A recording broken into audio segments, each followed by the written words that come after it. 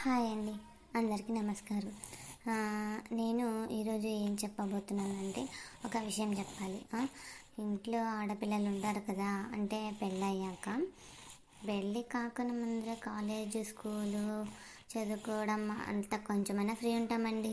పెళ్ళయ్యాక మొగుడు అనే మాటలు అంటే ఏం పని ఉంటుంది నీకు, అందరు చేసే ఆడవాళ్ళ పని నువ్వేగా చేసేది, నువ్వేం పెద్ద స్పెషల్గా చేస్తున్నావా, నీకేం ఎక్కువ పని ఉందా, అందరూ చేసేదే కదా నువ్వు చేసేది అని అంటున్నారే.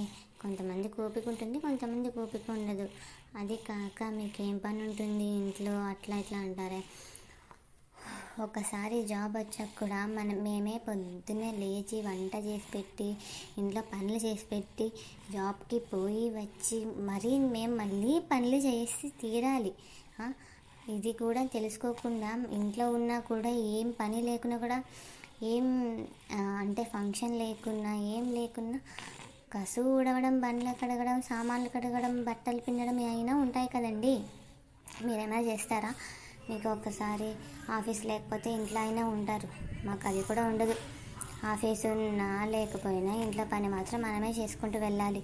ప్లీజ్ ఇంకొకసారి ఆడవాళ్ళకి అలా అనకండి, గౌరవించండి, కొంచెం వాల్యూ ఇవ్వండి. మీరు పని చేయకపోయినా పర్వాలేదు, కొంచెం వాల్యూ ఇవ్వండి.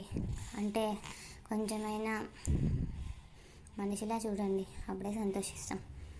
వస్తానండి, బాయ్ బాయ్.